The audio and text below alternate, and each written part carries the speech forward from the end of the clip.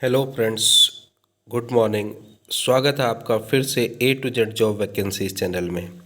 इस चैनल के मीडियम से आप पाते हैं न्यू अपडेट्स जो रिलेटेड होते हैं न्यू भर्ती से और पुरानी भर्तियों से भी। साथ में सिलेबस डिस्कशन और पीडी सीडीपी की कुछ इम्पॉर्टेंट क्लासेस। आज मैं आपके लिए लेके आया हूँ उत्तराखंड प्राथमिक शिक्षक भर्ती से रिलेटेड नई अपडेट, जिसका बहुत सारे लोग इंतज़ार कर रहे हैं। उत्तराखंड प्राथमिक भर्ती काफ़ी टाइम से लंबी प्रक्रिया इसकी चल रही है, कभी सुप्रीम कोर्ट, कभी क्वालिफिकेशन का इशू, तो इस चक्कर में ये भर्ती फंसी पड़ी है।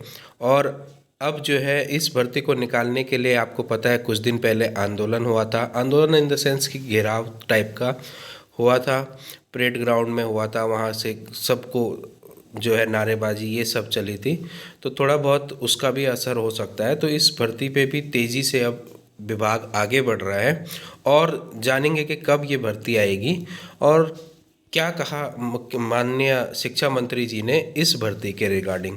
तो ये सारी चीज़ें मैं आपसे डिस्कस करने वाला हूँ इस वीडियो में। अगर आप चैनल पर नए हैं तो चैनल को सब्सक्राइब ज़रूर कर लीजिए और अपने आप को अपडेट रख पाएंगे आप अदर अपडेट से भी। तो चलिए स्टार्ट करते हैं। पहले ये चेक करते हैं कि कितनी वैकेंसीज़ खाली हैं उत्तराखंड प्राथमिक विद्यालयों में। तो देखिए क्या है, सर्वपल्ली का देश है लेकिन यहाँ पढ़ाने के लिए न राधा और न ही कृष्णन। प्रदेश में प्राथमिक स्कूल में शिक्षकों के 3,635 पद चल रहे हैं रिक्त। इतने सारे पद जो है रिक्त हैं, 3,635 पद, वो भी केवल प्राथमिक विद्यालयों में।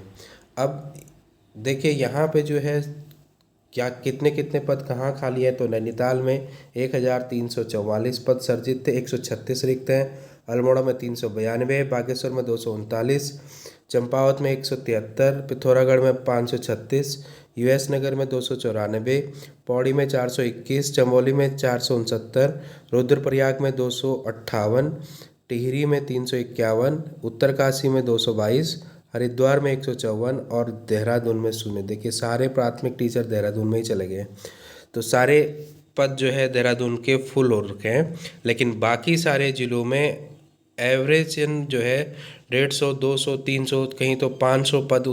पिथौरागढ़ में तो बहुत ही बुरा हाल है, 536 पोस्ट खाली हैं सीमांत जिला होने की वजह से।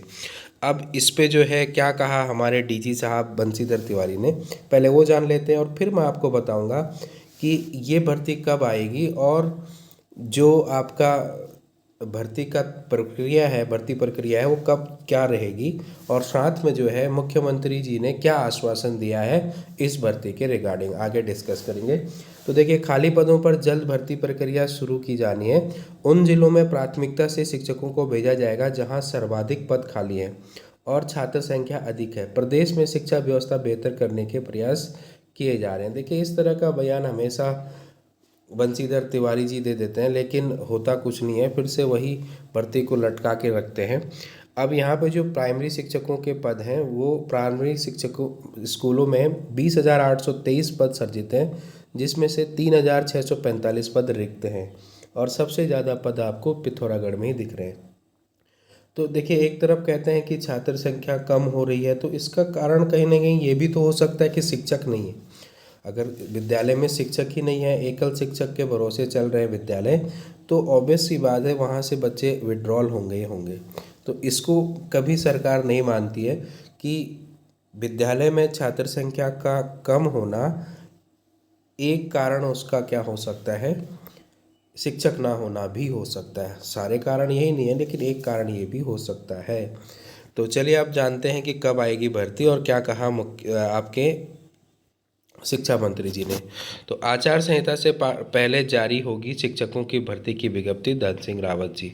तो धन सिंह रावत जी का एक स्टेटमेंट आया है कि शिक्षा मंत्री धन सिंह रावत जी ने भरोसा दिया है कि प्राथमिक शिक्षक भर्ती नियमावली संशोधन की कार्रवाई अंतिम चरण पे है। यानी जो आपका नियमावली संशोधित होना था, डीएलएड वालों को इसमें जगह देनी है और बीएड वालों को हटाना है, वो अभी तक संशोधित हो रहा है। अंतिम चरण में है का मतलब अभी वो संशोधित नहीं हुआ है। उसके बाद क्या कह रहे हैं, देखो सरकार प्रतिबद्ध है कि चुनाव आचार संहिता से पूर्व विज्ञप्ति प्रकाशित हो।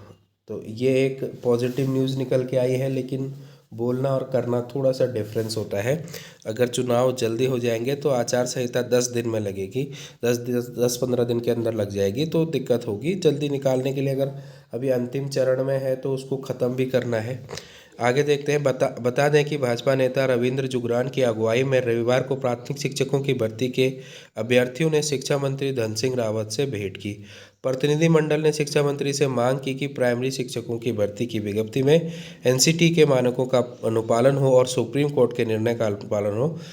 प्रतिनिधिमंडल ने कहा कि नियमावली में संशोधन किया जाए और शीघ्र अतिशीघ्र चुनाव आचार संहिता लागू होने से पूर्व विज्ञप्ति प्रकाशित हो। जुगरान ने प्राथमिक शिक्षा निदेशालय में धरना स्थल पर पहुंचकर अभ्यर्थियों को शिक्षा मंत्री के संकल्प के बारे में बताया। तो यहाँ से जो न्यूज़ निकल के आई है कि धन सिंह रावत जी ने जो है ये तो बोल दिया है कि भर्ती नियमावली अभी अंतिम चरण में है, संशोधन हो रहा है। सरकार प्रतिबद्ध है कि चुनाव आचार संहिता से पहले विज्ञप्ति निकाल दे। चुनाव आचार संहिता से पहले निकालने का मतलब है कि ऑलमोस्ट 15 मार्च तक वैकेंसी का आ जाना। अब देखते हैं कि इसमें क्या होता है, क्या वास्तव में चुनाव आचार संहिता से पहले जो है भर्ती आ पाती है। अगर अभी नियमावली संशोधित हो रही है तो अभी और टाइम लगेगा। नियमावली संशोधित हो चुकी होती है तो विभाग आदेश निकाल के और उसको कर लेता। सारे अभी कैबिनेट जो है उधर बिजी होगी, तो थोड़ा सा देरी होने के चांसेस इसमें है। तो आप इसी तरह के अपडेट्स के लिए चैनल के साथ बने रहिए।